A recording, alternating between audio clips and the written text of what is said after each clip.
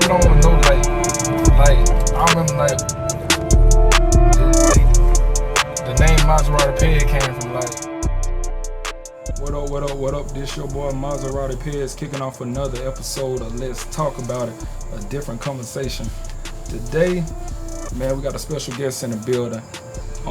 I met this guy a couple of years ago, and I was in the process of looking for a home, and my cousin Nick Cameron said, man, I got a guy for you. He a stand-up dude, he work hard with you, and he gonna put you in a home that you want. And so he introduced me to Neal. Y'all give it up for Neal. What's going on, man? How you doing, brother? Man, I'm just cooling, man. Just chilling, man. Welcome to the show, man. Let's talk about it. I reached out to you a couple of times, and we would see each other in the gym, and you always let me know, like, hey, let me know when you're ready, and I'm coming on there, and you're gonna support. And I appreciate you coming to the show, man. Welcome to the show. I appreciate you having me, brother. Yeah, man. So what I want to get into is, you've been in real estate for about 4 years, right? A little bit over 4 years. A little bit over 4 years. Correct me if I'm wrong, like over 100 houses sold. Yes. Over 100 houses sold. Yes, sir. In 4 years. Yeah. We're gonna take it back before the 4 years.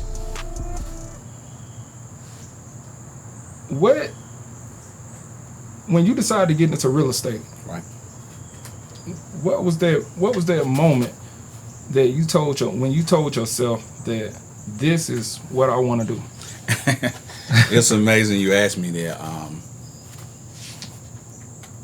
I had just got home, got married, newlywed, have been home about a good year, and I bought a home. You know, I feel like that's one of the biggest purchases anybody ever make in their life. Right. And so me being happy, had great credit, had just landed a good job at Flowers Banking Company.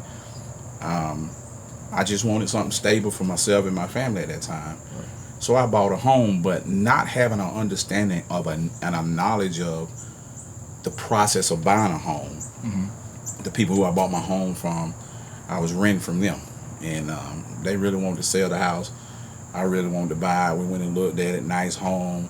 At that time, my significant other, my wife, was like, hey, I can do something with this, because, you know, we buy a house, then you turn around, you make it a home. It's not a home till you come in and put your touch on it, make it what you want it to be. And after being in the house, I guess maybe a good 2 years, man, I started seeing black mold, snails crawling on the wall. The house was built on an old landfill, wet foundation, had a contractor come out and look at it and said that it would take you to build a French drain around the house to get the moisture to come away from it. Right. And that would probably take $15,000-$20,000 doing it. It'd probably take another 7 to 8 years for it to be a solid foundation and dry. And it was a stab in my heart, you know what I mean? Because the people I had bought it from, you know, at that time the market was shifting, finna get ready to make a major crash, one of the biggest crashes that we ever had. Right. 07 going into 08. And so a lot of sellers were paying closing costs. Brother, I'll be honest with you, I didn't even have the money in my account that I needed to buy the house. They took me, put the money in the account. That was before we came out with this TRIA law. A lot of the things have changed since that crash. And so they was just able to put that lump sum of money in there so that I could get the approval from my lender to buy the home, not knowing that they had a bad investment themselves, and they was just trying to get their money out of it and get off of it. Right. And I was the guinea pig. So from that day on, man, it was just like it was a burning sensation for me. It was a passion. It was a drive for me to really know about real estate, really know what it is to truly be represented by somebody. You know, because you can go to court and have a public defender. He ain't gonna fight for you. He just gonna try to get you a plea bargain. Or you can go to court with a paid lawyer who's there to represent you, want to get the charges dismissed, want you to walk out with nothing. He gonna fight for you. So me being ignorant at that time and not knowing the laws or not knowing anything about real estate, I didn't even have my own representation. I let their agent represent them and me, not understanding I can only be when they say a customer, I'm not understanding that a customer don't have the same right as a client, so you can't disclose a lot of things that might be vital to this buy. Right. So from that day on, man, it was just like I just had a passion. It was a burning sensation in me that, man, I don't want nobody else to go through this. And I've realized you can't help everybody, but the people that God has allowed to come across my path, I try to make sure that I represent them as though I was buying my own house again. Right. And I didn't want that experience again. So I don't want them to have that experience. Right. And I'm gonna piggyback back off that. Like, I remember when I started the process of buying my home. Right. And I came and sat down with you in the office and told you what I wanted. And from that day until the day that I bought my house, you was with me 100%. And I appreciate that. Right. I appreciate your friendship, and I appreciate the business that we did together, because once I start remodeling my home and my family started coming inside, and all my nephew and nieces would come over, my mom, and we would have gatherings and stuff like that, I would, in the back of my mind, I was like, man, Tim is a part of this whole thing, because he made sure that I found the home and got the home that I wanted, and at the same time not knowing that what it would become. You feel what Right. I'm saying? And I take my hat off to you. Anytime anyone would ask me about purchasing property and home, I always tell them, hey man, holler at Tim. You know what I'm saying? Holler at Tim. He a great businessman. And then on top of that, it's gonna be more than just a business relationship at the end. It's gonna be more like a friendship, because you know I would call you and I'm like, it's a house in Dallas, it's a house there. I remember one time, man, I think you had class. Right. And you had to go to class, and I'm like, man, I really want to go check that house out. And you put your class on hold, and you were like, that what you really want to go see that? Let's go do it. You know what I'm saying? I appreciate that, and people need to understand, like, when you get into buying a home, make sure that the realtor is going to really work for you. Right. You know what I'm saying? And you know, the funny thing about it with me is that when you buying a home, people don't realize you get free representation. Right. You know, and that free representation is because the seller paid a commission. The only thing Georgia did was modify the laws so that it would be convenient for both parties. Because at one point they had a exclusive listing agreement, Okay. but they didn't have an exclusive buyer broker agreement. So that means everybody worked for the seller. So if you went in the house looking to buy this house and you were not able to sign that buyer broker agreement, then that agent worked for the listing agent. So that agent couldn't disclose, okay, you got a laminate defect, what we identify as hidden issues with that home. Yep. They couldn't tell you that the roof was just leaking and all they did was take paint and paint it over. They Yep. couldn't give you those vital information that would make a difference if you wanted this home or not. Right. And so when Georgia modified that law and it came where the seller would still pay all the commission, but they came up with an exclusive buyer brokerage agreement so that I could give you full representation as if you had hired me, but my proceed came from the seller. That actually made it a lot easier for a lot of people. Yeah. Why? Because you can talk to them. And I remember you telling me the same thing like a couple of years ago. And because, you know, I'm gonna tell you something I heard a long time ago from T.D. Jakes, and it said, what you don't know will hurt you. A lot of times you don't have a knowledge of a thing, it's like being handicapped. You dysfunctional. You don't have the knowledge or the authority to enforce what your rights really are. Right. So, and that's what happens with us a lot of times. We don't know something. Right. You know, if I could go back to 07 when I bought my house and have the knowledge that I have now, I can promise you I wouldn't buy that same house. Yeah, you know, when I came into your office, I knew I had to file my taxes Right. for a couple of years. Right. I knew I had to be on my job for a couple of years, and I knew my credit score had to be at a certain level. Right. You know what I'm saying?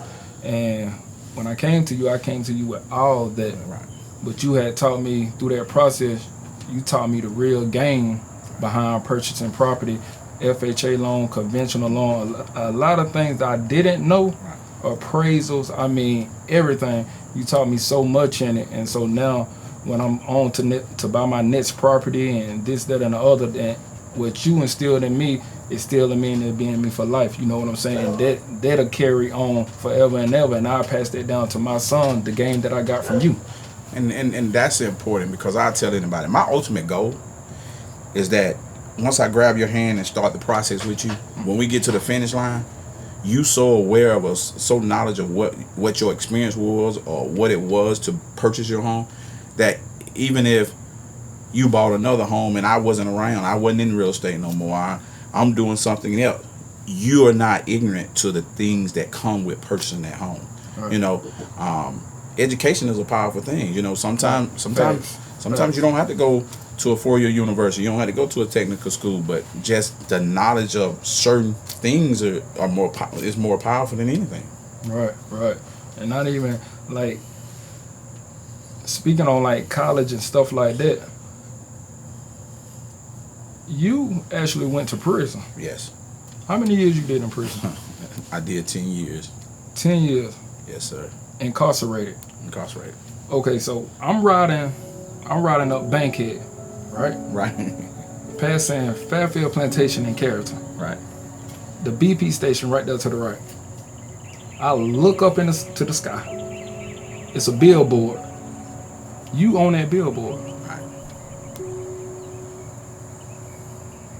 I tell the people that I'm with, hey, y'all see him? That's the guy that sold me the house.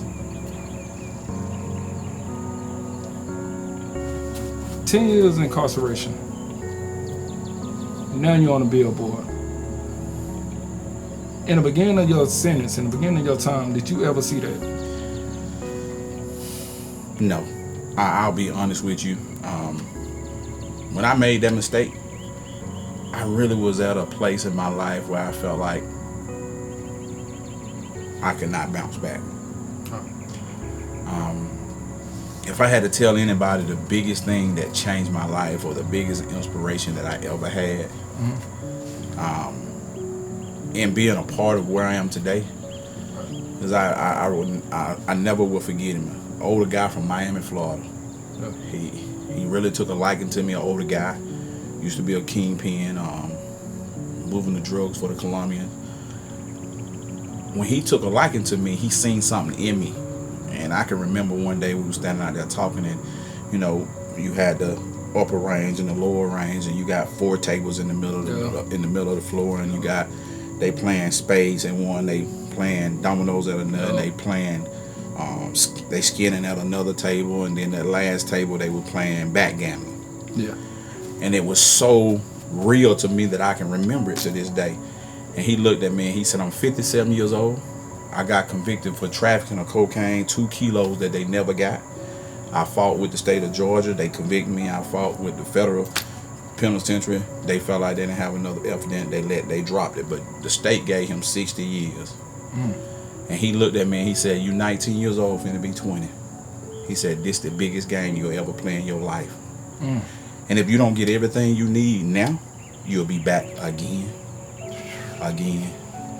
and again.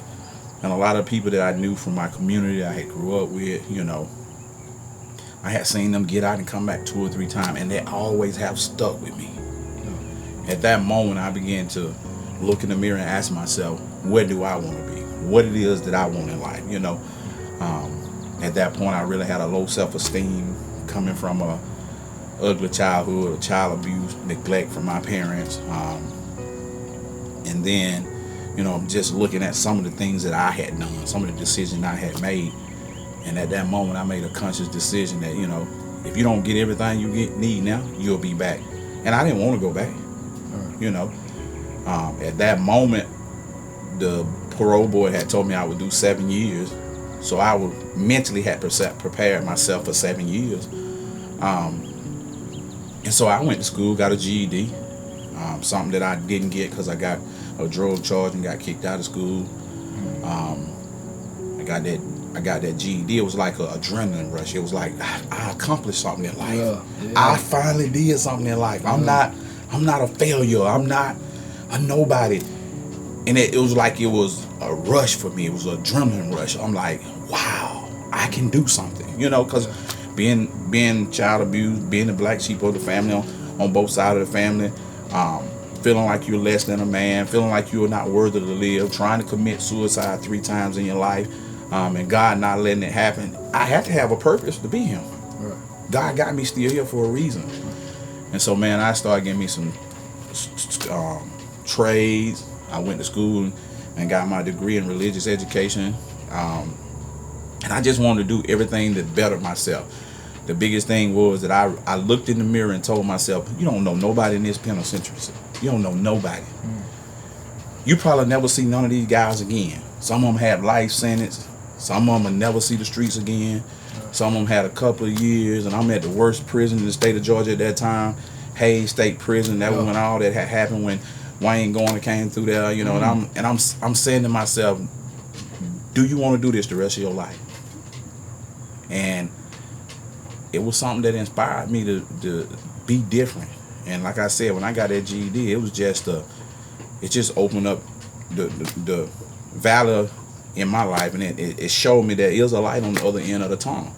But you got to do what you need to do, so that when you get out, people want to take a chance with you, because you got to look at it. I'm an African American man, and now I got a strike against me. I'm a convicted felon. I'm not that person that done went to Georgia State and got a degree. Done went over here to Georgia Tech and got a degree, and I'm in here applying myself. When that application get before me, one thing on every application, they're gonna ask you, have you ever been convicted of a felony? Facts. The only thing I can do is put on there, we'll discuss in an interview, because I want to get in front of the decision makers, so that I can inform them what happened. Don't just look at me as a felon. Let me help you understand the situation and the circumstance behind why I was in that situation.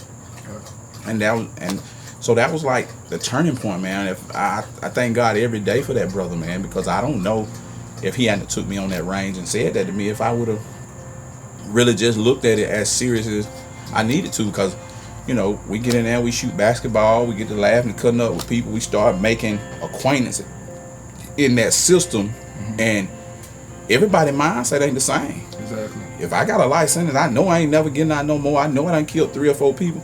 I don't want to tell you nothing that gonna get you out to make you be successful and stay out there. Right. Why?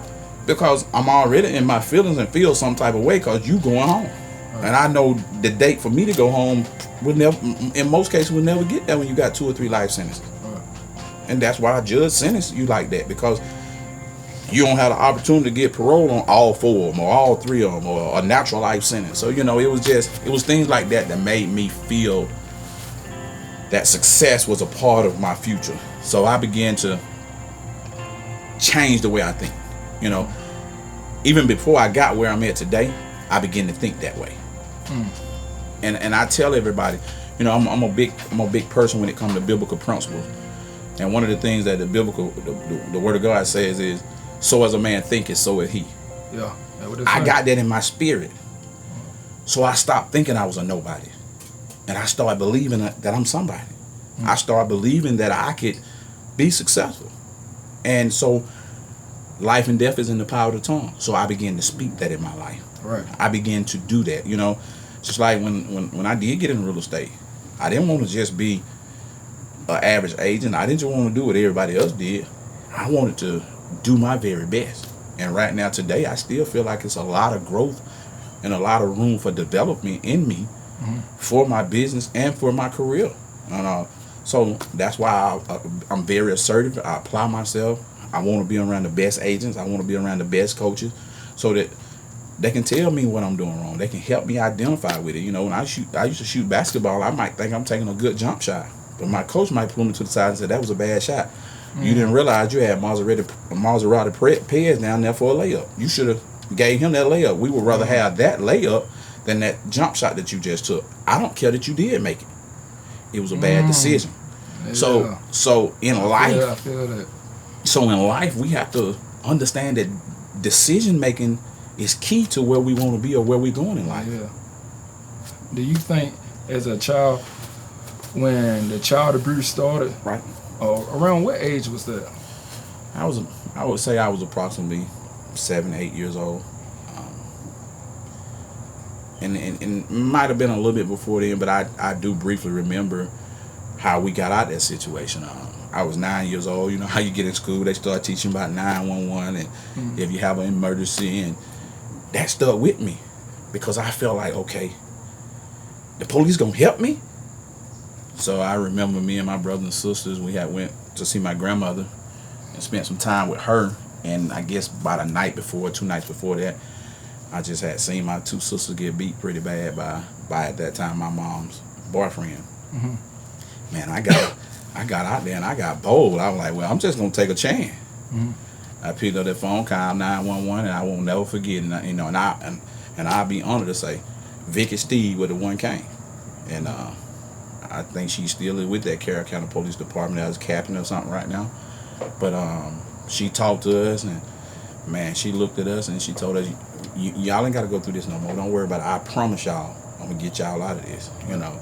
And I'm fortunate, you know, my grandmama raised me. I was fortunate. My grandma was healthy and in a good place in her life where she could take us in, and we didn't have to go to defects where somebody that we didn't know. But those are the little things that really made me who I am today. And those are the things that was like the turning point in my life, man. And it was like, God, you must got something for me. You have to have something for me, because, man, I'll be honest, at one time I didn't even want to live. I didn't know what it was to have inner peace. I didn't know what it was to, you know what I mean, feel good about yourself, you know. And so a lot of that is what made me who I am today. So as a child, did you understand when you was being abused that it was child abuse, or you thought was it normal? Because I speak for our people, like to normalize things that's not really supposed to be normal. Right. Like somebody gets shot and killed in the hood, we feel that that's normal, right, and it's not normal. You know what I'm saying? Right. So did you feel that was normal and it was just a thing? I can't really say I felt it was normal, because it was like,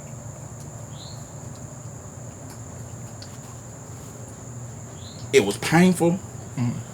It was hurtful. It was nights that you were made to go to bed and couldn't get nothing to eat, and you were made to go in your room at 5 o'clock, and from 5 o'clock to the next morning, a child hungry. Right. So it was so much pain that I don't think I could ever in my mind just adapt to say, okay, this is normal.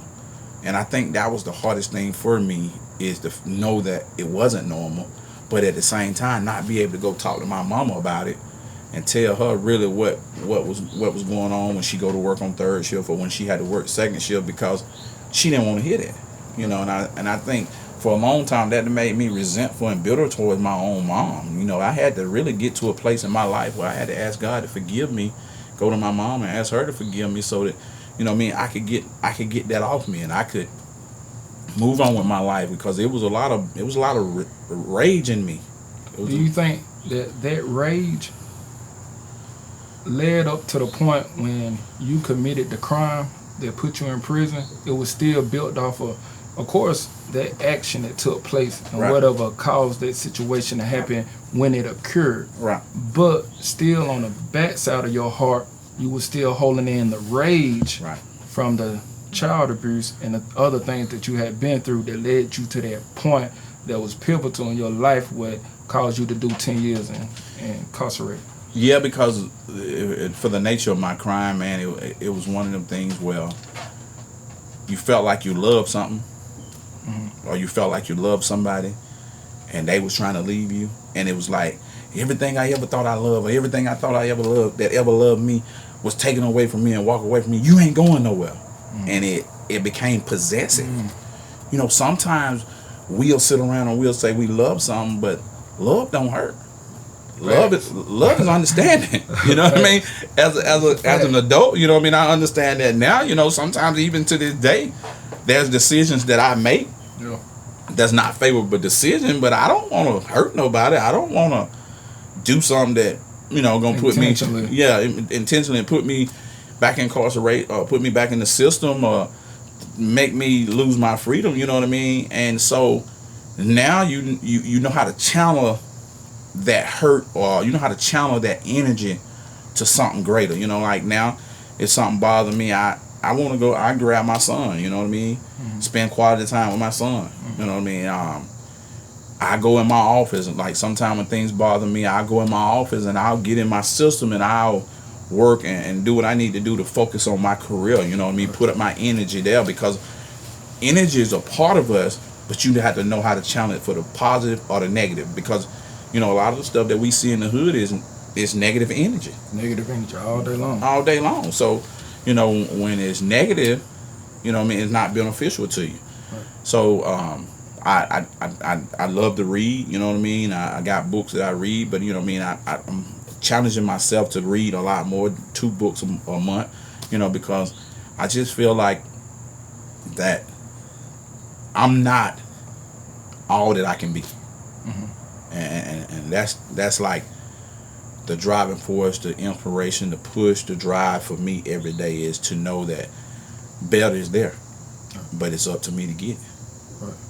Going through what you went through, and being so resilient through it all, and getting to a point in your life where like I said before, you're on a billboard. Right. You sold over 100 homes.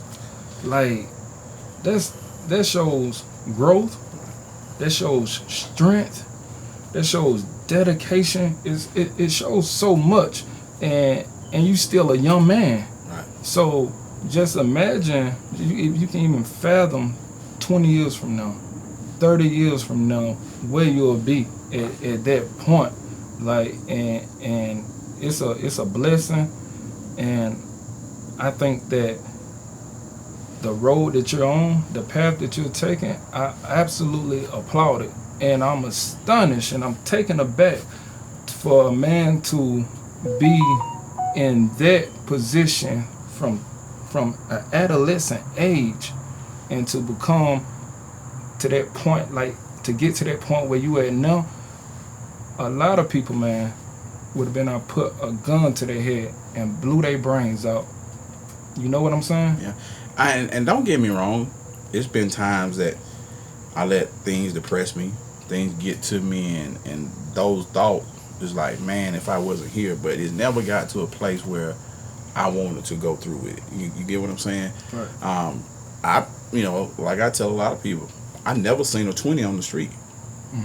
When I turned most everybody, I'm 21. I can buy beer now. I'm legal. I was serving time. When I left the streets, it was 1996, January the 2nd. When I came home, it was February the 20th, 2006. January the 2nd, 1996. When I came home, it was February the 20th, 2006. I'm talking about all my 20s gone. But if you ask me today, would I do anything in my life different? I wouldn't. Because that morning I made that decision, it changed my life for the better. I was in the streets. I was hustling. I was doing everything that, came along with somebody that didn't know who they were, somebody that was coming out the hood, somebody who been in the project, you know what I mean? But the thing that was different about me is that I feel like I got it at a place in my life where I really knew this is not what I want. Sometimes we can go over here and fall and we get a little scratch on our knee, but we get back up and try it again. I didn't want to do that. I wanted to do something different. I wanted to make sure that I never had to go back to that life again. So I started being I really started applying myself in a lot of different ways to see success. I can remember sitting incarcerated and reading books, and a lot of the guys that I knew be like, let's go shoot basketball, man, come on. They had a little basketball team, and I loved it. That was my way of exercising, staying in shape. But it came to a place where I was like, man, I'm not going to the NBA. Right. If I don't do everything I need to do right now to be able to go to somebody's job and say, look at him, I got this, XYZ. Why would they even take a chance with me? So I started putting basketball secondary. I got in my books. I started studying. I started really applying myself.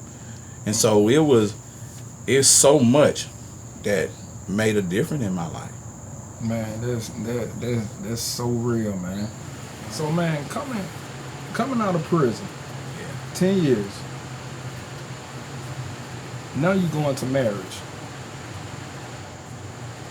How long were you married? I stayed married 13 years. 13 years. Yeah. 10 years in prison, 13 years in a marriage. Any kids from that marriage? No, I don't have any kids from that marriage. Okay. Raised when I married her, she had 2 boys that was 5 and 8. Helped raise them. Okay. Still a father figure role. Right. Right. So, but you do have 2 biological kids. Yeah, it's crazy because my only biological child is 26. I mean, well, not now, but I waited 26 years to have a baby. I got a month-old son, and my oldest child is 26 years old. Yeah, it's like wow. Hold on, you said 26 in 1 month. 1 month start all over. Yes. Started all over, and son and a daughter, correct? Yes. So exactly, I mean, most people that's kind of like what they want. Right. They want a son and they want a daughter. I'll be honest with you, man. I'm grateful for him, but I didn't want no son. I wanted to just live life. You know what I mean? Right. But you know, being where you at now, and even though you still instill the same things in your daughter, where we at as a culture, especially with the black men being, you know, feminized as much, incarcerated as much, killed as much. I mean, the black American man is looked upon as the almost as the enemy of the world in a sense. You know what I'm saying? People ain't up on game and they don't really know. Then they just don't know. But if you got your third eye open, you know what's going on. Then that's just what it is. So for you to have a son, and for you to be in a position where you at now, and you not live life through this and that a lot, put it like this, a lot of kids got fathers. Right. But their father maybe will never be able to give them the game. Right. And be able to instill in them such values and strength in their life. But you with your son, like you can tell them about this. Hey, this right here will send you to prison, man.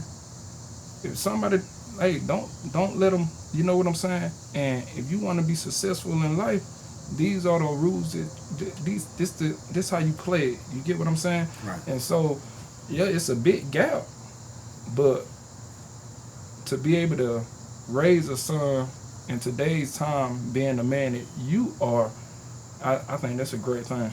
I really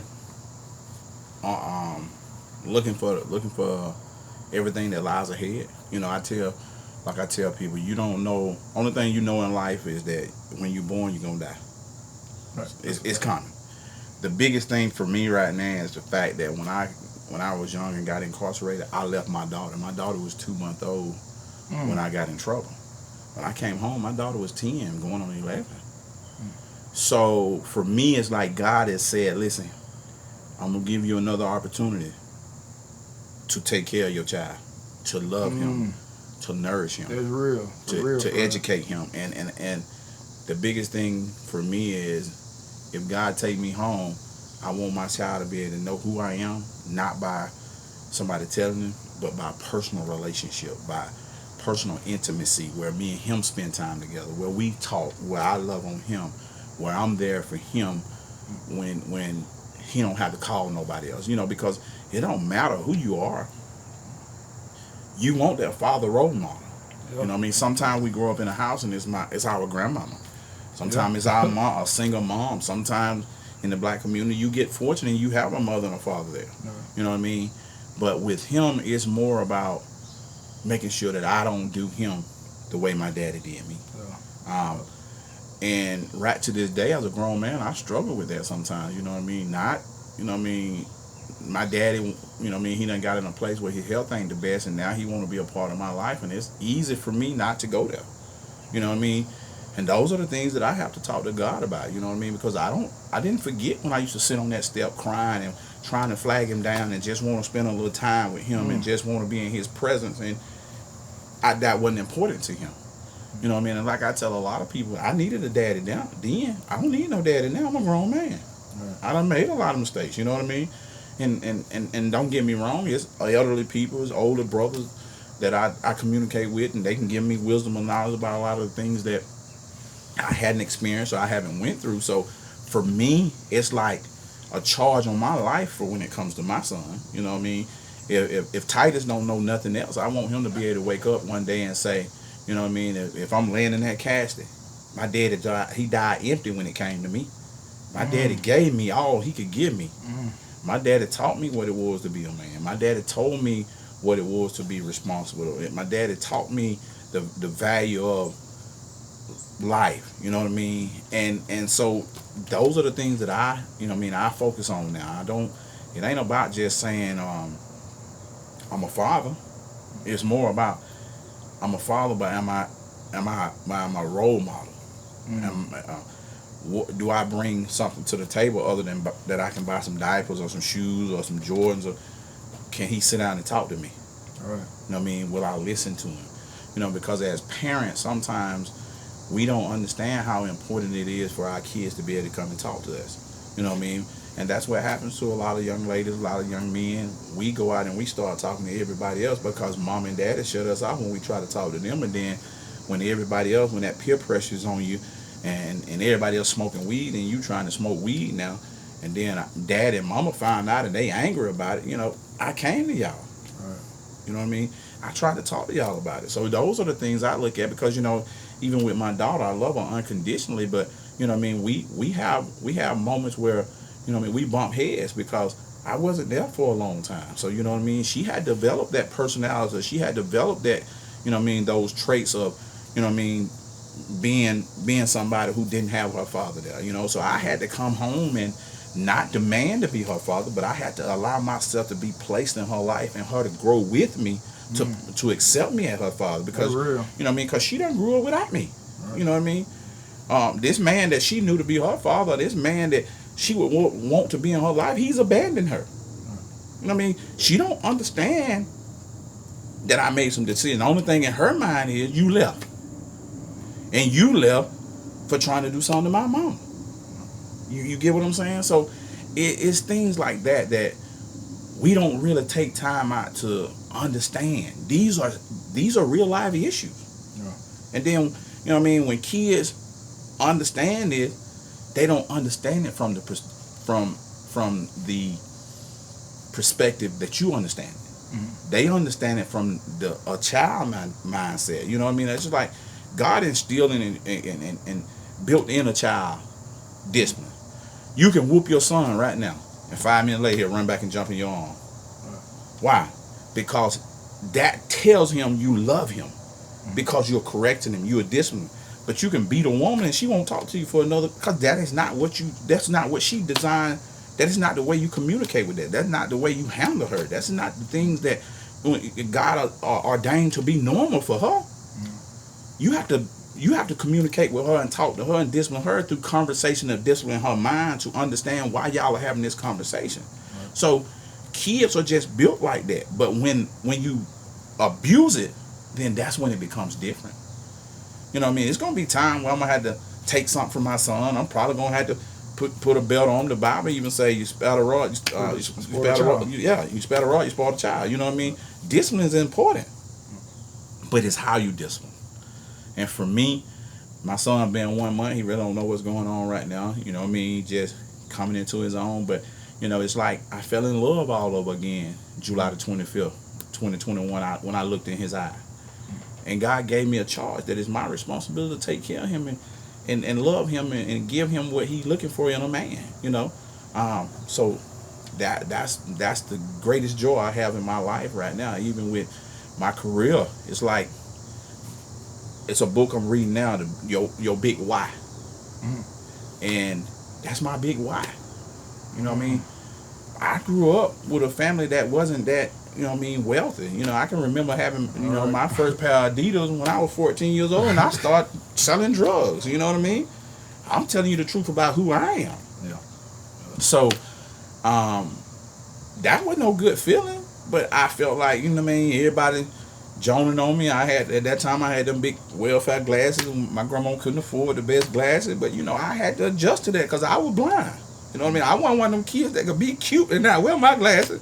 I needed them, Joe. I needed them. I need them now. You know what I mean? So I couldn't act like, you know what I mean, I didn't need them. And people used to joke and make fun of me, but you know, I think about all that today, and it has made me really who I am. So you know what I mean, I'm grateful for the opportunity to be a part of my son's life. I'm grateful for that gift and that blessing, because there's a lot of people that I've met and came across that can't have kids.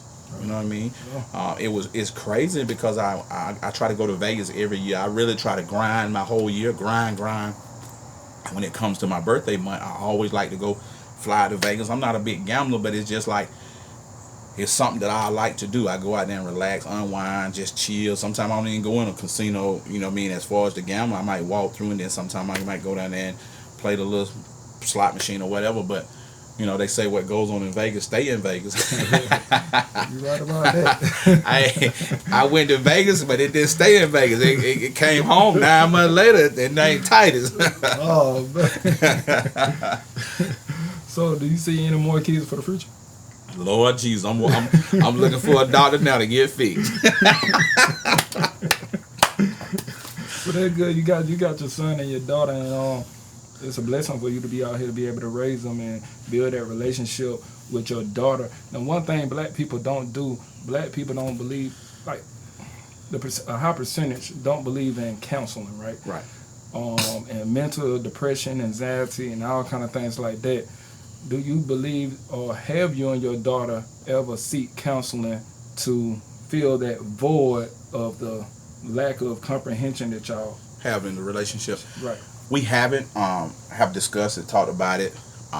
Never have, but I have went to professional counseling myself. After I went through that ugly divorce, and then having the relationship that I had with my daughter, wanting it to be a lot better, I paid for counseling myself and went. And I'll be honest with you, brother, it really works. You know what I mean? It was hard in the beginning because, you know, you make a man, we make this big shell like we just so hard. Yeah. But when that man started really making me look at myself, I just broke down. You know what I mean? And when that shell broke, and I began to weep like a baby and really look at me, because, you know, and I think a lot of it came because I got a billboard on 61, I got a billboard on 27, I got a billboard on Industrial Boulevard, and I got all these billboards around the county. You really slit stunned right now. Yeah, and slit stunned right now. and ever since I've been in real estate, I've been fortunate to make a 6-figure income except 1 year. And that was the year that the pandemic hit us the most, and you know, that year right there was 84. But for me, none of that is more important to me than for me to find inner peace. And I was doing all that, but I didn't have inner peace. You know, and to get real, I can remember one night I went through the divorce. It was, you know what I mean, over with. It was time to move on. And I can remember one night I was crying, and I wanted to end it all. And I'm in a good place successfully, but I hadn't dealt with me. Right. You know, we put up this pretty picture, we put up this big massage, and we act like everything good. Yeah. But sometimes it's like you're just broken. Yeah. You're broken. I'm talking about, when I say broken, you're broken because the biggest thing is when you make a mistake, it ain't that you made the mistake, it's what you learn from that mistake. That's the biggest thing. And man, when I went through that counseling and I could just open up to that man, and you know, I don't care if you have to go with a complete stranger.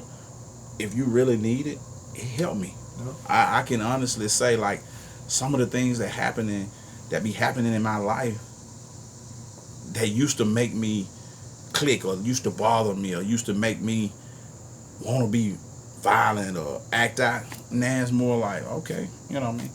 I'm not going to get mad at an individual for being who they are. It's kind of like, I tell people this, and somebody can come up to me and be like, hey, they said this and they said that and this, that, and the other. And a couple of years ago, I came up with this thing, and it was like, if my credit score don't drop behind it, if I check my checking account, my savings account, any account, and no money is drafted out, if my mama, Miss Tammy Reese, don't call me with concern about a situation, and if it don't affect my child, then at the end of the day, like, all those things are your livelihood. So at the end of the day, like you said, oh man, what is it? What is it really? Because throughout life, things are, I tell people this, it's meant for a person to cry, because if not, we wouldn't have tears. Right. We just wouldn't. That's like, if it wasn't meant for us to eat, we wouldn't have teeth. You get what I'm saying? So, and I thought about that one day. I was just like, man, we got tears. So from the beginning, when the human being was designed, it was already set in stone that we would go through stuff, because if not, then tears would never have existed. You get what I'm saying? So we made to cry. You get what I'm saying? But you gotta put it on your back. You gotta carry it, and you gotta take the good with the bad, and let it, like you say, like, let it build you up. You feel what I'm saying?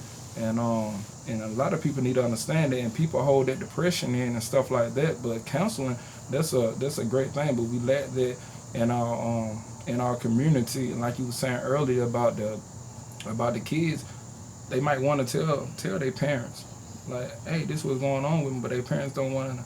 Their parents might never mind it, because, hey, there's a lot of stuff going on Facebook right now. They ain't even trying to hear what you talking about. Such and such got to fight on, like, you know what I'm saying? But then when something happened with the child, when it could have been a conversation, now so I'm about to, and this, that, and the other. So, I definitely feel you on that. But going into something else, real estate, 4 years. You see yourself retiring out of real estate, right? Yeah, I'm actually, my vision in real estate is to build a team. And building that team, I have a desire to build it to the point that it outlive me. That a legacy is lived behind me. I got a coach right now, and it's crazy. My coach sold his team and got a couple of million off of it, and then turned around and selling it. They made an agreement that he get $20,000 a month, as long as he here, as long as that team and the team is built strong and functioning.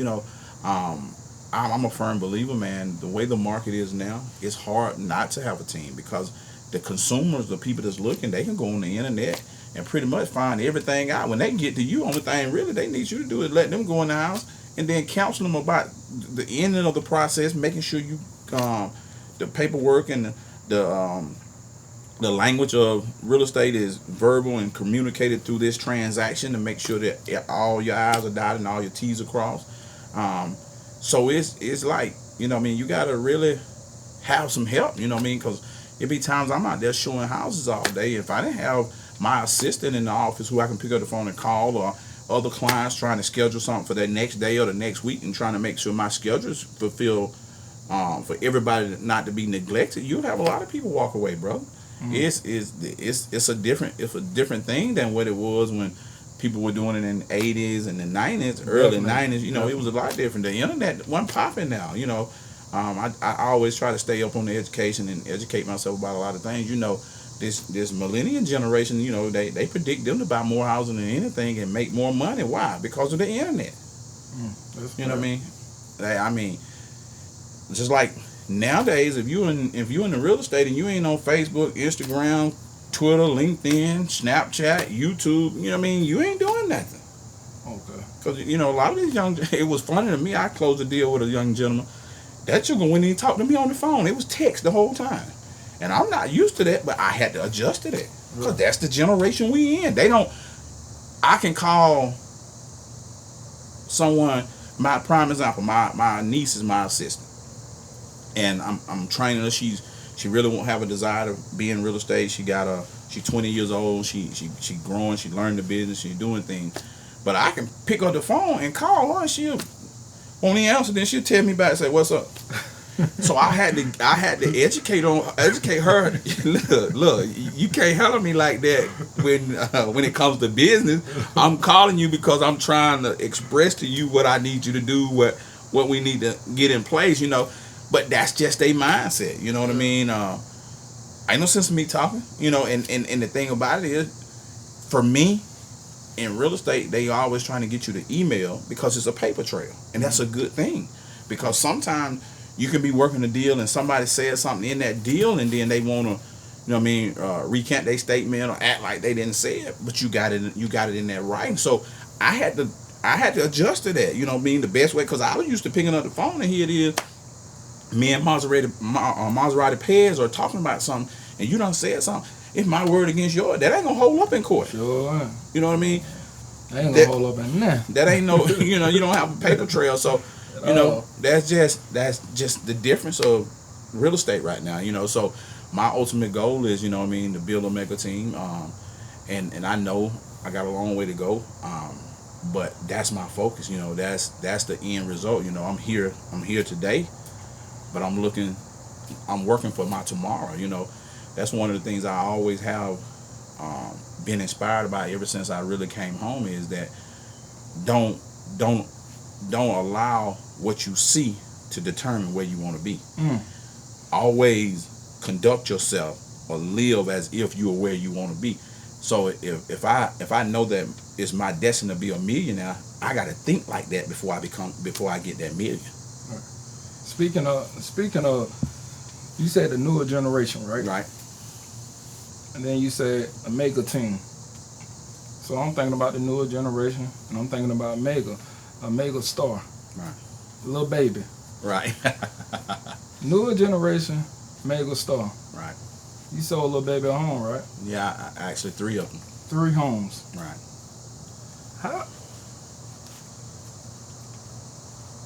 How like, he the hottest thing up. Right. The biggest thing up. Millions of people sell homes. How did you feel like when you was connected to the biggest star right now in today's time?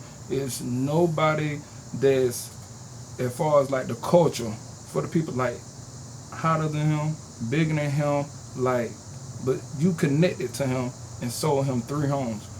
Did you ever even see yourself? Could you? I mean, how could you see yourself even in that position to, like, you know what? I'm gonna get into this real estate thing, and one day I'm gonna sell homes to the biggest star in the country.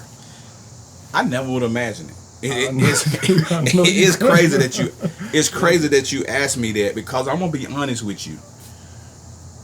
The day that I got the proof of funds letter, you know, you had to have a pre-approval letter, you had to have a proof of funds letter or whatever. When I got the proof of funds letter, I didn't really know who Dominique Jones was. Lil Baby, for the people that don't know Dominique Jones. I really didn't know who he was. Mm-hmm. It was I won't never forget the guy named Anthony that was a part of my team. It was like, man, I know that ain't who I think it is. Mm-hmm. And when he said it, it didn't register to me. Mm-hmm. And I'm talking about every time we went out, I went out with his mom and his 2 sisters, because they were the ones that he was gifting the houses to. Mm-hmm. You know, a lot of when he rapped on his song Emotionally Scarred, he bought his mama a crib and then posted, I'm the one closed on their house. Wow. So when so they were so humble, brother. When I say to be who he is in the world, right, you would not even be able to identify his mom and 2 sisters. They were that humble. Mm. And as I built a relationship with them and got to talking to them and got to know, they never told me who they was. I'm going to tell you, even after my assistant, Anthony, at that time had told me who he thought it was, you know, I still was like, I really don't know who this is. You know, even though I loved that song, that's my dog. I used to kick that with one of my friends. Yeah. And we used to laugh and cut up on that song. But I actually was out showing properties one day, and his sister had brought her little boy out. and we got them laughing and cutting up and talking. And her little boy is actually my cousin through distance. So he like my fourth cousin, but his dad, who had got in trouble and been gone pretty much all his youth years, his mom and my grandmama are first cousins. Okay. So we got to talking, and we was talking about another one of my homeboys from Carolina, and she was like, "You know him?" I was like, "Yeah." So I picked up the phone to call him to show her that I went lying to her. I knew him. And when she gave me the phone back, she was like, "Oh, this is a small world." Yeah. Because world. You know what I mean? Because now she know I'm some kin to her son. And the dude who I called is actually her son's uncle. Okay. And so he was like, "Man, you don't know who that is?" I said, "No." He was like, "Man, that's Lil Baby, mama and two sisters." I said, "Lil Baby the rapper?" He's like, "Yes." But at no time did I change my professionalism and start catering or nothing like that. And that was one of the things that his mom said she really loved about me, because you know, I mean, they had tried to work with other agents before me, before God brought them on in my midst. But because of who they were, it was like they were catering to him. And she's so humble, she didn't like that. When I say humble, I have never met a woman whose son is on that status as humble as this lady is. And so when we got out, we went, and I finally said, "So you wasn't gonna tell me?" She's like, "No, that ain't important. I'm just trying to buy a house." Yeah. And then she shared the interview with me and a couple other things, and she opened up. And to this day, they still family. I actually got a call about 2 weeks ago that, you know what I mean, they getting in the market to purchase some more properties, and they want me to use them. They want to use me again. So, you know, when I work with a client, my ultimate goal is not to lead them as my client. My ultimate goal is actually to build relationship till you got a lifelong bond. When it comes to purchasing a home, you would suggest for a person to go with a conventional or FHA? In today's market, I'll be honest with you. If you can't go cash, go conventional. Conventional is just like having cash. A lot of times people don't know, when you go conventional puts you in a place where the house don't have to just be turnkey, what we call turnkey ready. Yeah, turnkey.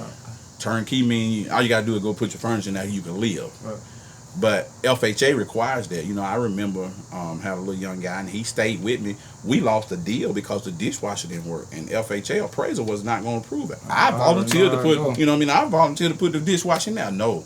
And when the seller refused to do it, that killed the deal. So, you know, FHA just got a lot more restriction than conventional. You know, and a lot of people don't know conventional requires you to have a lot more, a stronger credit, and it requires you to have a less smaller debt to ratio income, because when people get out and purchase home, I give them my advice: get your debt to ratio as low as you can. You know what I mean? What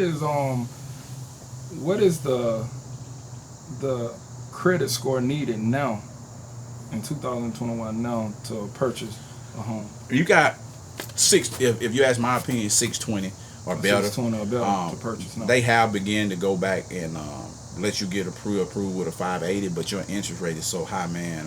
Too high through the roof. Man, I'll be honest with you. I had some clients that bought it, and when the interest rate was 4.5 and 4.7, and when the interest rate dropped all the way to 3%, both of them refinanced, and one of them mortgage went down like almost $200, and the other one went down like $140, and you gotta do that over a course of a year, and do that over a course of 360 months. That's 30 years, man. That's a lot of money. It's definitely a lot of money, and right now it would be a seller's market, right?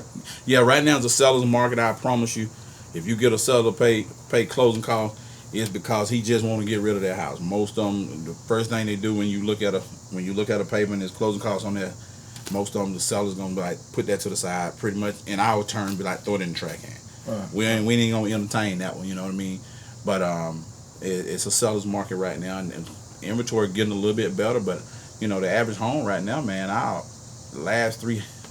probably about the last 6 offers I put in for some clients, they had anywhere from 25 to 46 offers right here in Georgia. You know what I mean? So it's serious now. So how can the people find you if they want to get in contact? If you want to get in touch with me, I'm on Instagram at Neal _, Snapchat at Neal Timothy. But the crazy thing is, the Timothy, you pull the T out and it'll be TIMOHY with the number 2. And then Twitter at Timothy Neal, LinkedIn at Timothy Neal, and Facebook Timothy Neal. All right, man. Hey. Thank you for having me, brother. Man, I appreciate you for coming on the show, man. It was a real one, and much, man. I take my hat off to you for your success, and man, I see you at the top, and you know, I do a little rapping, so when you run to them folks again, tell baby, you know what I'm saying? Yeah. It was good to have you on the show, my guy. Good to be here, brother. You already know.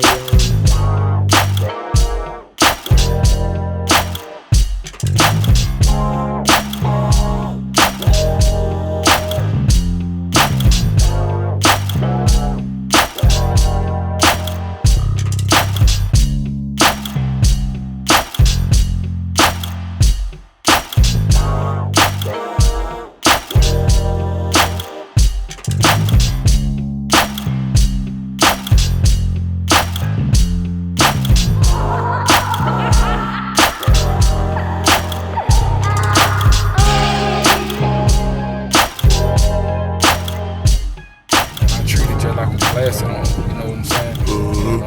And then what it is, man. You know me, I might go buy another one just for the fuck. You know what I'm saying?